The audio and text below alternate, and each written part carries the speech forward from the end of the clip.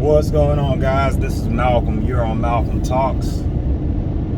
I sure appreciate it, man. I really, really do.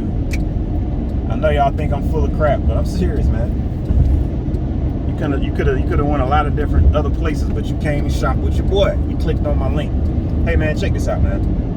I want to talk to you guys about risk and risk aversion. People's different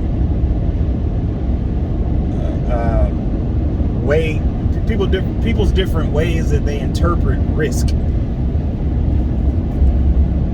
because it's very, very interesting to me, man. Like, it's a spectrum, basically. Like, you can have somebody that's scary as hell. They always scared of every little thing.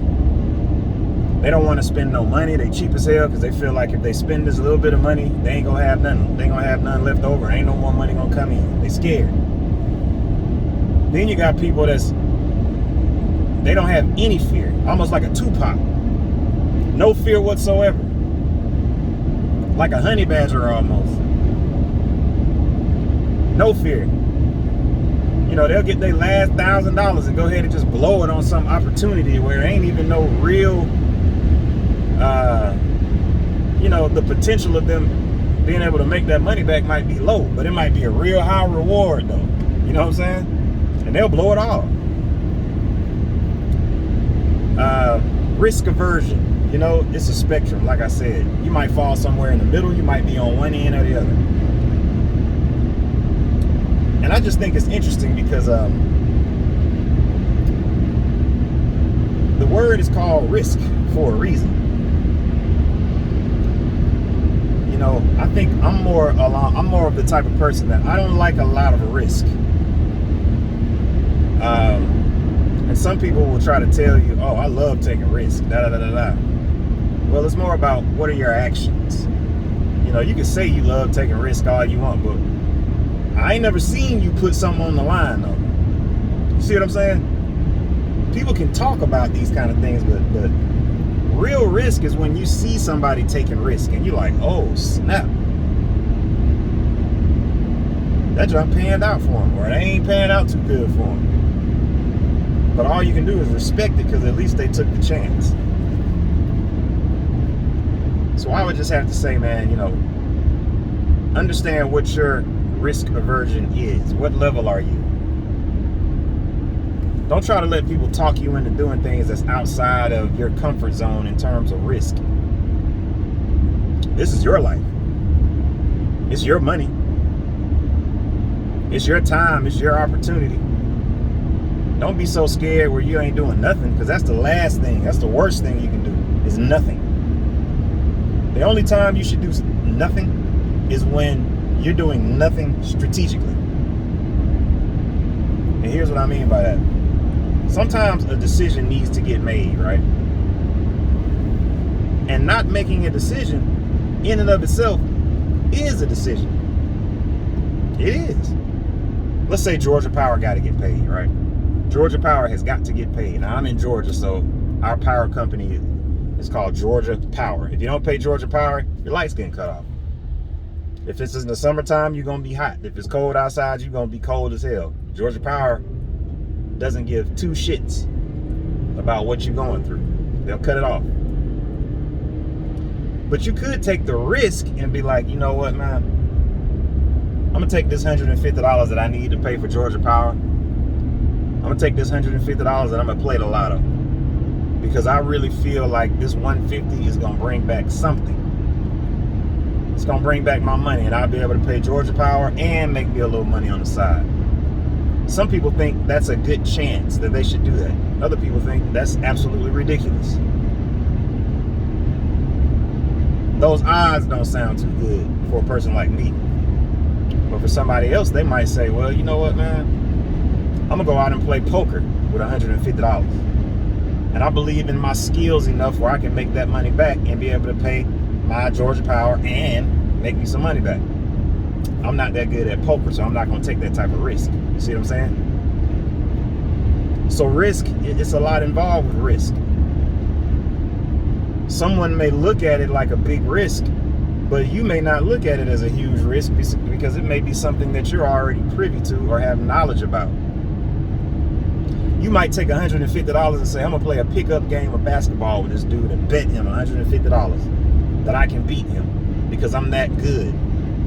I know I'm that good, and I've done this plenty of times. Then it becomes a hustle, right?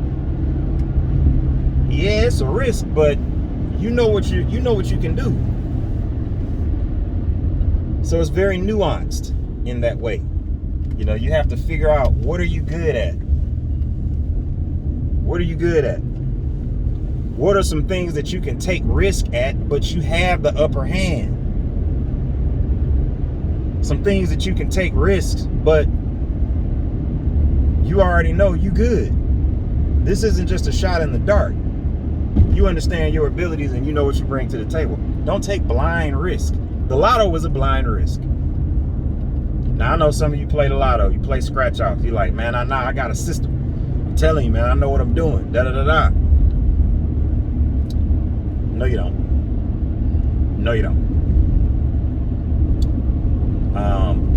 You'll never win. You heard it first on Malcolm Talks. You will never win the lotto. And if you do, it'll be a couple $100 here and there. And it'll be nothing based on based on what you put out. You're not getting that money back, guys. Forget about it. Forget about it. How they say in New York, forget about it. You're not winning any money in the lotto. The best thing for you to do with that money, don't spend it on a lotto.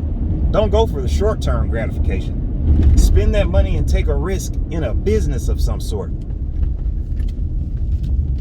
Yeah. Oh, I know, it's so easy just to blow that money on that lotto, ain't it? And you look at starting a business like that's work. Well, it is. But see, we're talking about making money, not losing it. We're talking about lowering your risk, not increasing it. You don't want to increase your risk. You want to lower your risk and make more money and live a better life and provide a better life for you and your family. And so that's what it all comes down to, guys. What is your risk?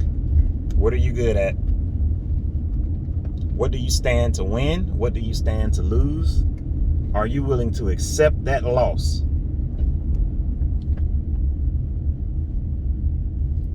And still get that win. This is Malcolm. You're on Malcolm Talks. I can't do nothing but give you the game. It's up to you whether or not you're going to actually implement what I'm trying to tell you. I'm 43 years old, man. I done bumped my head a couple times. That's what I'm trying to tell you, man. Don't go for all these lotto opportunities. A lotto opportunity is an opportunity that is too good to be true. And you know it is. It's just too good to be true. Only suckers fall for lotto opportunities. This is the bottom line. Now, everybody has been a sucker at one point in time. Let's not get that twisted. But don't continuously be a sucker, guys.